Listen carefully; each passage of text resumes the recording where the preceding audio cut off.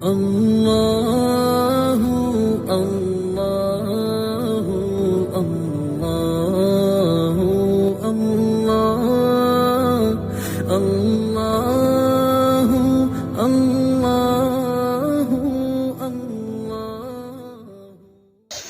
آج کا سبق سورہ محمد سے ہے۔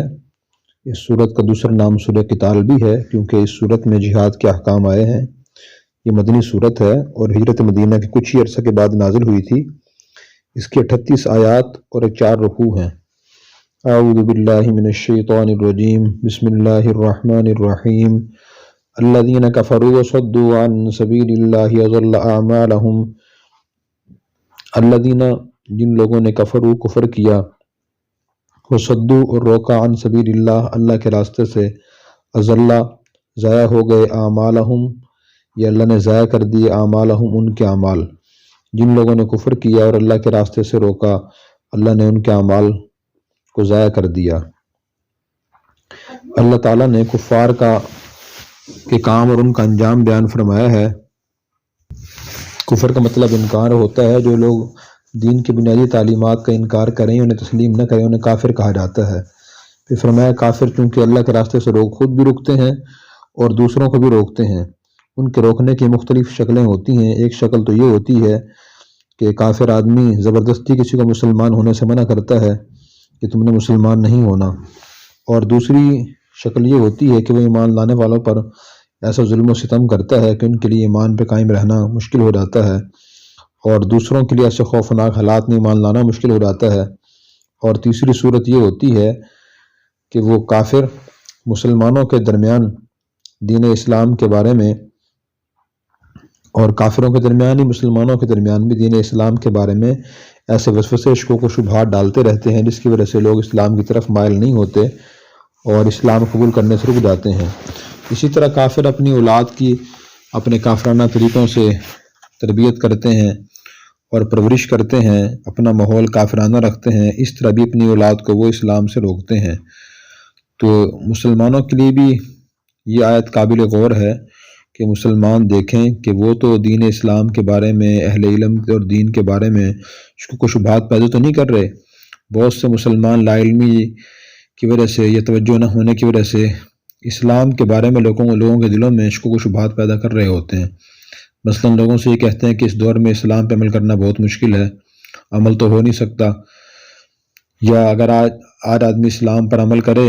دنیا سے کٹ کے رہ جائے گا، بالکل علیحدہ ہو جائے گا۔ اسی طرح جو لوگ اسلام پر عمل کرنے کی دعوت دیتے ہیں، خود انہی پر وہ بے جا تنقید کرتے رہتے ہیں، اور اس طرح بہت سے لوگوں کو وہ اسلام سے، قرآن سے، نبی کی تعلیمات سے دور کرنے کا سبب بنتے ہیں۔ تو اللہ نے یہ کافروں کا طریقہ بیان فرمایا کہ کافر لوگ اللہ کے راستے سے روکتے ہیں، اور راستے سے مراد دین اسلام،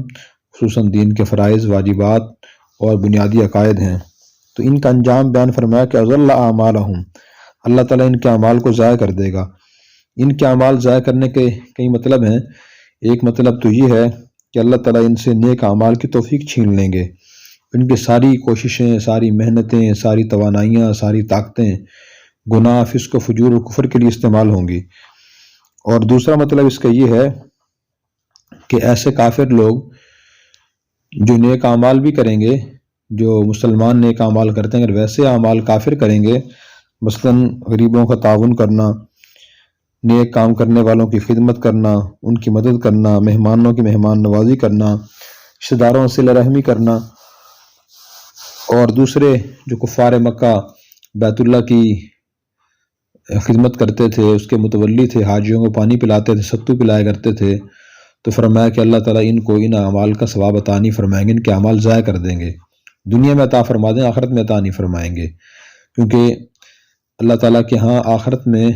نیک اعمال کا بدلہ ملنے کے لیے ایمان شرط ہے۔ ان کے پاس ایمان نہیں ہے تو ان کو اللہ تعالیٰ آخرت میں نیک اعمال کا بدلہ عطا نہیں فرمائیں گے۔ اور تیسرا مطلب اضل اعمالہم کا یہ ہے کہ یہ کفار جو نبی کریم صلی اللہ علیہ وسلم دین اسلام کی تعلیمات کو ختم کرنے کے لیے، اس میں رکاوٹ ڈالنے کے لیے کام کرتے ہیں، کوشش کرتے ہیں،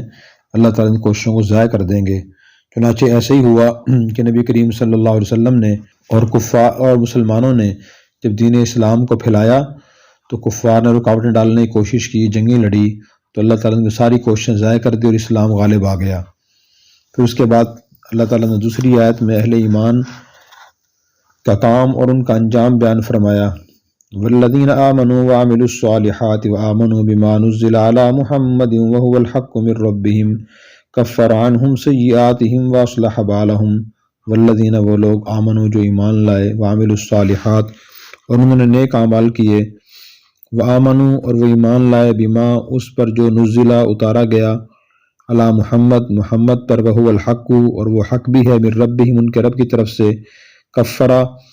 وہ اللہ دور کر دے گا، عنہم ان سے، سیئاتہم ان کی برائیاں، واصلح اور درست کر دے گا، بالہم ان کے حال کو۔ اور جو لوگ ایمان لائے اور انہوں نے نیک اعمال کیے اور وہ اس پر ایمان لائے جو محمد پر اتارا گیا اور وہ حق بھی ہے ان کے رب کی طرف سے، تو اللہ ان سے ان کی برائیاں دور کر دیں گے اور ان کی حالت درست فرما دیں گے۔ اس آیت میں اللہ تبارک و تعالیٰ نے یہ فرمایا کہ جو لوگ اللہ پر اور بنیادی عقائد پر ایمان لے کر آتے ہیں اور پھر نیک اعمال بھی انجام دیتے ہیں، یعنی کم از کم دین کے فرائض واجبات کو سمجھ کر اور سیکھ کر دین کی تعلیمات کے مطابق انجام دیتے ہیں، وآمنوا بما نزل اور جو تعلیمات نبی کریم صلی اللہ علیہ وسلم پر نازل ہوئی ہیں وہ ان پر بھی ایمان لاتے ہیں اور وہ حق بھی ہے ان کے رب کی طرف سے۔ یہ اللہ تعالیٰ نے آمنو دوبارہ اس لیے بیان فرمایا کہ اگرچہ پہلے آمنو میں حضور صلی اللہ علیہ وسلم پر ایمان لانا بھی شامل تھا، لیکن دوبارہ اس لیے ارشاد فرمایا کہ یہودی عیسائی اللہ پر تو ایمان رکھتے تھے لیکن نبی کریم صلی اللہ علیہ وسلم پر ایمان نہیں رکھتے تھے، تو اللہ تعالیٰ نے بتا دیا کہ قیامت تک آنے والے انسانوں کے لیے نجات کا راستہ جیسے اللہ پر ایمان لانا ضروری ہے، راستے میں اسی طرح محمد صلی اللہ علیہ وسلم پر ان پر جو چیزیں نازل ہوئی ہیں قرآن کریم ہے اس پر بھی ایمان لانا ضروری ہے، اور وہ حق بھی ہے ان کے رب کی طرف سے، وہ جھوٹ نہیں ہے، معاذ اللہ ان پر ایمان لانا ضروری ہے۔ جو محمد صلی اللہ علیہ وسلم پر اور آپ پر نازل شدہ تعلیمات پر ایمان نہیں لاتا تو وہ آدمی مومن نہیں ہے۔ تو ان کا انعام بیان فرمایا، کفر عنہم سیئاتہم، اللہ تعالیٰ ان سے ان کی برائیاں مٹا دیں گے، واصلح بالہم اور ان کی حالت کو درست فرما دیں گے۔ سیئات کے مفہوم میں بہت سی چیزیں شامل ہیں کہ ایمان لانے کی برکت سے اللہ تعالیٰ زمانہ کفر کے جو گناہ تھے، جیسے کافر کرتے ہیں، قتل بھی کرتے ہیں، شراب بھی پیتے ہیں، بدکاری بھی کرتے ہیں، ظلم و ستم بھی کرتے ہیں، تو اللہ تبارک و تعالیٰ ان کے وہ گناہ معاف فرما دیں گے۔ البتہ کفر چھوڑ کر اسلام قبول کرنے سے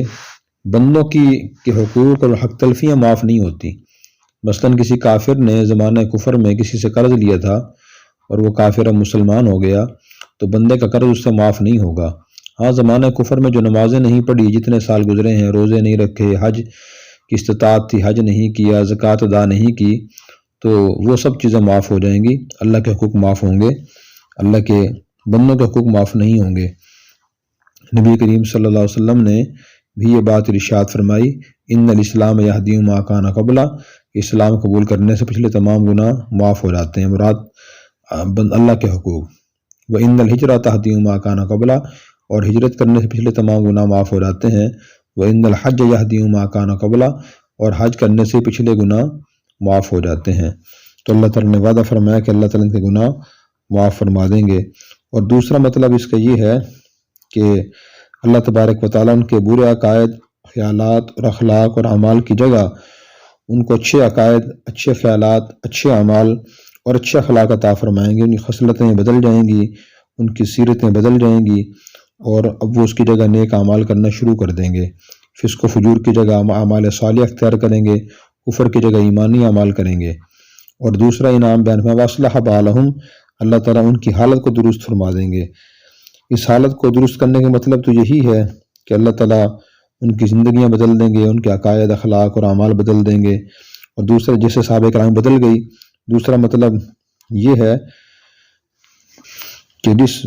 بے کسی مظلومیت کی زندگی وہ گزار رہے تھے، کمزوری کی زندگی گزار رہے تھے، اللہ تعالیٰ اس کو بدل کر انہیں ظلم سے نجات عطا فرمائیں گے، طاقت اور قوت عطا فرمائیں گے، اور ظالموں سے بدلہ لیں گے، اس طرح ان کی حالت کو درست فرما دیں گے۔ اور بال کا ایک معنی دل بھی ہوتا ہے، تو مفسرین نے ایک معنی اس کا یہ بیان فرمایا کہ اللہ تعالیٰ ان کے دل کے حالات کو بدل دیں گے، اور ان کے حالات، دل کی کیفیات، دل کے اخلاق بدل جائیں گے، خود غرضی کی جگہ ایثار آ جائے گا، بخل کی جگہ سخاوت آ جائے گی، بزدلی کی جگہ شجاعت آ جائے گی، اور شک کی جگہ یقین آ جائے گا۔ اللہ تعالیٰ اس طرح ان کی حالت بدل دیں گے۔ جو واقعی سچا مومن بنتا ہے، ایمان کے تقاضے پورے کرتا ہے، اللہ تعالیٰ اس کی پچھلی برائیاں معاف فرما دیتے ہیں اور اس کے حالات اور ظاہری حالات اور دل کے حالات کو درست فرما دیتے ہیں۔ ذَلِكَ بِأَنَّ الَّذِينَ كَفَرُوا اتَّبَعُوا الْبَاطِلَ وَأَنَّ الَّذِينَ آمَنُوا اتَّبَعُوا الْحَقَّ مِنْ رَبِّهِمْ كَذَلِكَ يَضْرِبُ اللَّهُ لِلنَّاسِ أَمْثَالَهُمْ ذَلِكَ یہ اس لیے کہ بِأَنَّ الَّذِينَ كَفَرُوا یقیناً جن لوگوں نے کفر کیا، اتبعوا الباطل انہوں نے باطل یعنی جھوٹ کی پیروی کی، وَأَنَّ الَّذِينَ آمَنُوا اور یقیناً جو لوگ ایمان لائے، اتبعوا الحق من ربہم انہوں نے اس حق کی پیروی کی جو ان کے رب کی طرف سے آیا ہے۔ کذالک اسی طرح یضرب اللہ اللہ تعالیٰ بیان فرماتے ہیں للناس لوگوں کے سامنے امثالہم ان کے حالات۔ یہ اس لیے کہ کفر کرنے والوں نے باطل کی پیروی کی اور ایمان لانے والوں نے اس حق کی پیروی کی جو ان کے رب کی طرف سے آیا ہے۔ اس طرح اللہ لوگوں کو ان کے ٹھیک ٹھیک حالات لوگوں کے سامنے بیان فرما رہے ہیں۔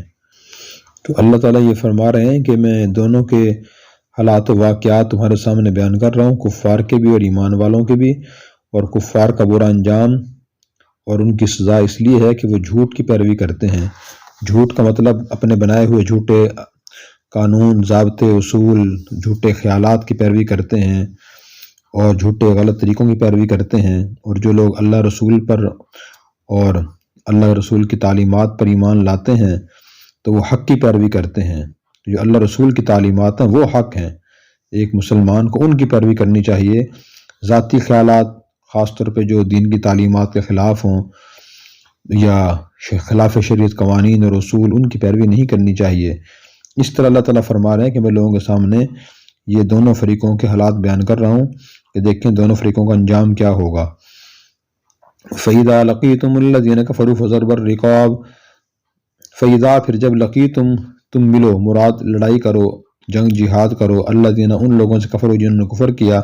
فضرب الرقاب تو گردنوں پر مارنا ہے، حتیٰ یہاں تک کہ اذا اثخنتموہم جب تم ان کفار کا خون اچھی طرح بہا لو، فشد الوثاق پھر مضبوطی سے باندھنا ہے،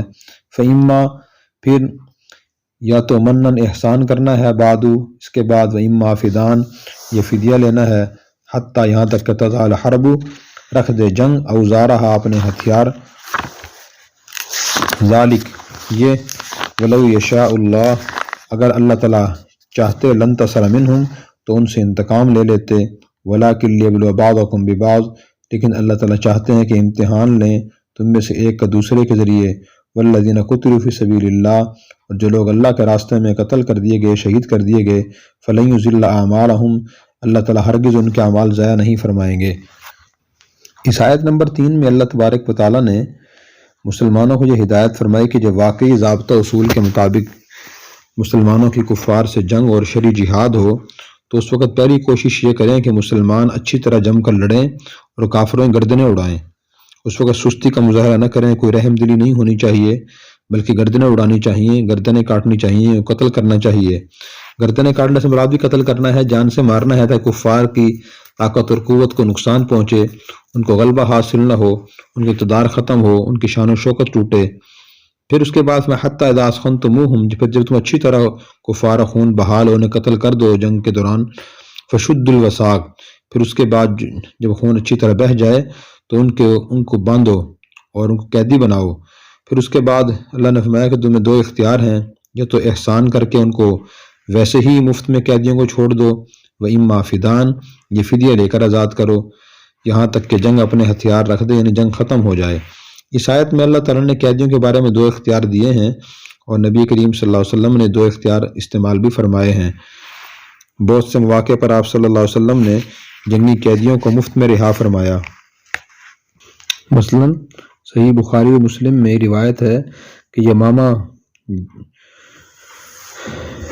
یمامہ کے سردار ثمامہ بن اسال جب گرفتار ہوئے تو حضور صلی اللہ علیہ وسلم سے پوچھا، ثمامہ تمہارا کیا خیال ہے؟ انہوں نے کہا اگر آپ مجھے قتل کر دیں گے تو ایسا شخص کو قتل کریں گے جس کا خون کچھ قیمت رکھتا ہے، اگر مجھ پر احسان کریں گے تو یہ ایسے شخص پر احسان کریں گے جو احسان ماننے والا ہے، اگر آپ مال لینا چاہیں گے تو مانگیے آپ کو مال دیا جائے گا۔ 3 دن آپ ان سے پوچھتے رہے بالآخر اس کے بعد پھر آپ نے ان کو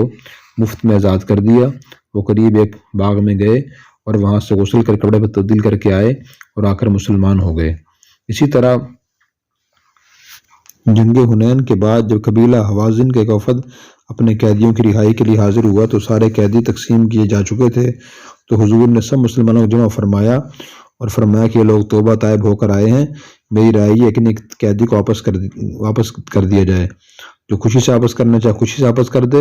اور جو قیدی کا معاوضہ لینا چاہے تو فی الحال چھوڑ دے، بعد میں اس کو معاوضہ دینے گے۔ تو اس موقع پر بھی صحابہ کرام نے مفت میں قیدیوں کو آزاد کر دیا۔